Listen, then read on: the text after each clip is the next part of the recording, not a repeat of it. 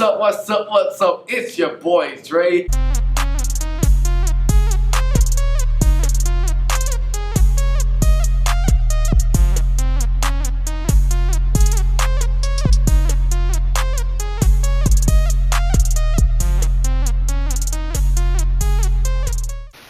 Wait, are we still recording? God dang it, Chris. AKA Most Malone and the Women, AKA Bryson Tiller Jr. And you know, we got my main man right by my right side. Tell him who you are, Chris. Hey, what's up? It's your man Lucius Loveboat, aka Christopher Speaks. Yes. AKA. I noticed that you were returning. Where were you at, Chris? Where were you at? I actually just got back from Alpha Ed, y'all. I was a counselor for counseling. some devilish kids. Devil. Whoa. These kids. Whoa, we will get into that. We're gonna have your own skits later. Hey, with Chris, we're gonna have that later, so we can get that stuff off your chest. But anyway, first topic. This news spread like wildfire. There's a 9-year-old rugby player who is a quote-unquote prodigy, but I don't think that he's a prodigy because the dude is like bigger than me and he's 9 years old. He's like some little 60-pound people, and he's just mowing them over. Like that's not fair. That's like a striker in football running with the ball. Like That's unfair. That's so unfair. Like what is that? He should be playing with high schoolers. But no, I don't think that, I mean, he might really be good just playing with little kids, but he's a monster. I don't think these guys don't think anyone has the strength to pick him up and to take him down. I mean, personally, I don't really care. I will only have one play in my playbook, and that's give him the ball. Like that, I feel like that's the only play. Just go to practice, run that play. I don't even think that they have to practice. It should be like, okay, you realize that you're gonna go get the ball, so go get the ball. Just kick everyone off the team. Yeah. Hey, he would honestly win by himself, kind of. He'd get tired eventually. Yeah, true, but still, I don't know. I mean, I have to see if he goes up with other people besides 9 and 10-year-olds. If he goes 11, 12-year-olds. I don't know. I don't think he's a prodigy. He's just huge. He only look good on offense though. Yeah, when we're watching the videos because he ain't fast. No, he's not that fast. And so he's really useless on offense because there's some fast kids. He's not getting there. He's just gonna look at him and be he has the body of a fullback with the speed of an offensive lineman. You know what I mean? Accidentally. you can see true. that. No, I'm not the kid. The kid is he is husky. He is ooh. You know what I'm saying? These other kids is toothpicks. What? You know what I'm saying? I don't. You know, I think that he could. He has the potential to be a good player, but I mean. Do you really think? Because you actually play rugby, so I don't really know in and outs of rugby. What's your opinion on that? I think he'll be good until he gets to another level. Mm-hmm. So he may be good right now, elementary school levels, but as soon as he starts getting to middle school and high school, once all the other kids around him start growing, start getting stronger, start getting faster, progressing, he's gonna see a whole another side. Yeah, he's gonna see a whole another side. Yeah. Next topic. So on other news, right? Bobby Shmurda sentenced to 7 years. Now, Chris, you know a lot about Bobby Shmurda. You know, be hitting that. You know, how do you feel about this? I feel like he deserves it. What? I don't know. Whoa! That was whoa. He was a fad, which for those of you who don't know, fad is someone who just comes in and out with ideas.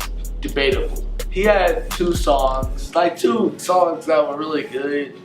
But they didn't last long. But they both have cuss words in it, so I'm not gonna say the name. And that is true. And both of his songs people have cuss words in the title.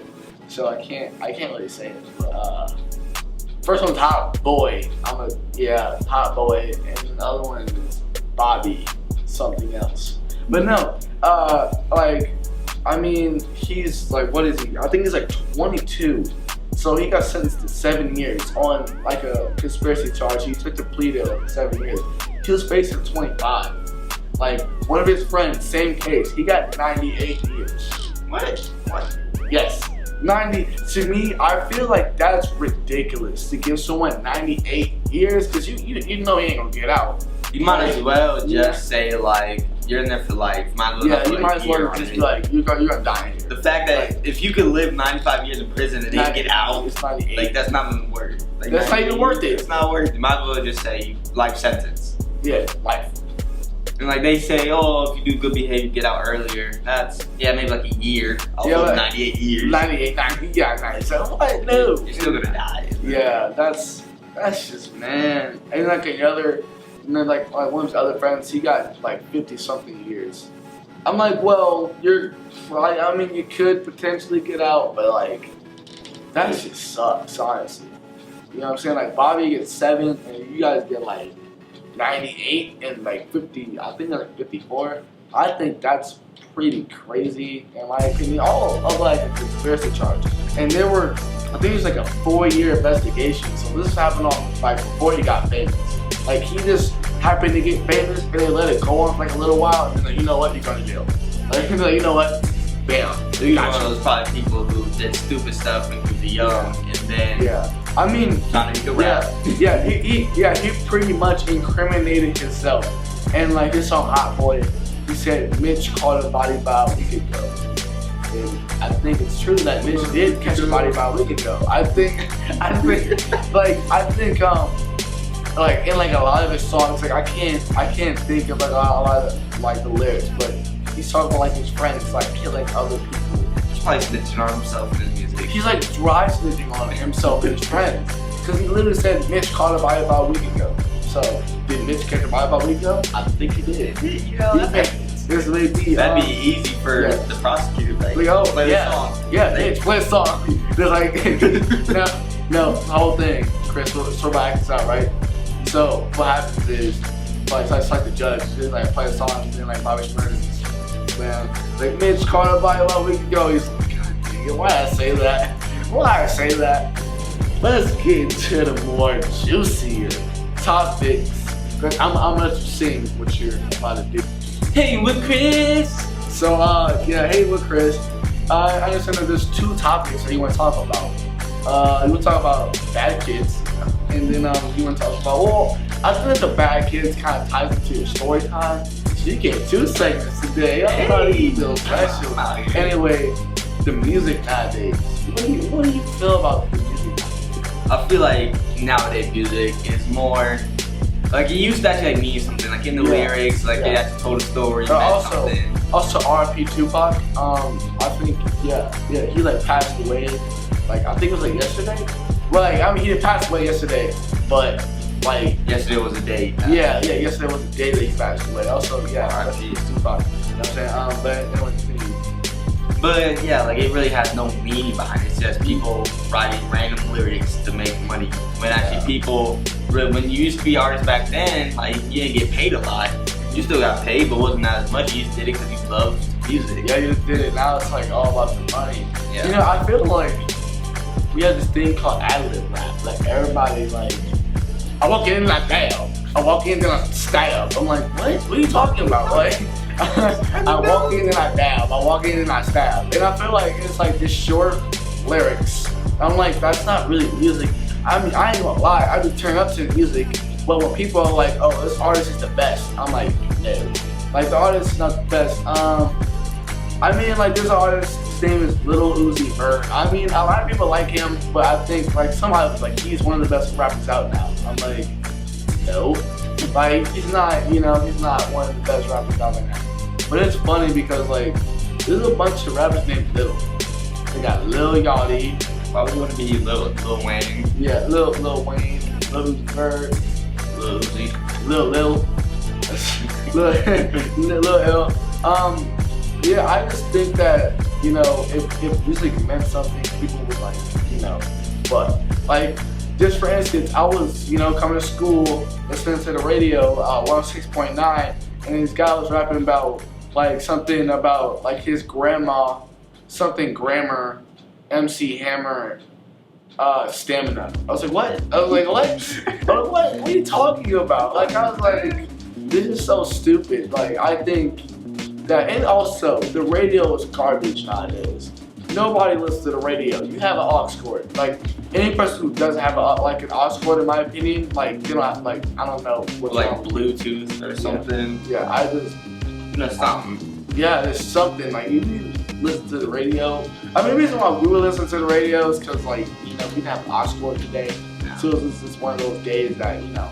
But I think, yeah, the radio is terrible. I listen to the radio in the mornings because, you know, had one of my favorite shows. That was the Rain in the Morning show.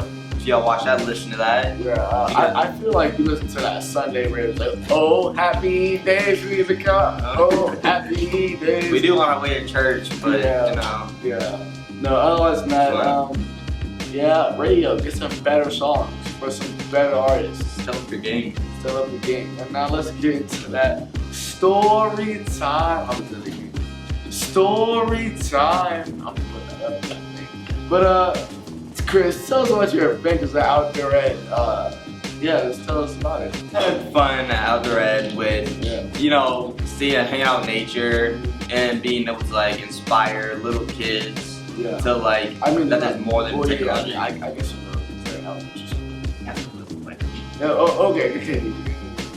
But it was fun being a counselor because, you know, you get to, like, in just all those only 2 days and one night, like, you can literally see the change in, like, kids and how they want to react with you and how, like, they react, like, being outside. First day, they're just like, ew, it's bugs, I want to go home. Perfect. Talking about their phone, technology and stuff. Then, like, by the second day, they're usually like, hey, what are we doing next? Let's go outside, let's do this. One of my kids asked for go to for a morning run.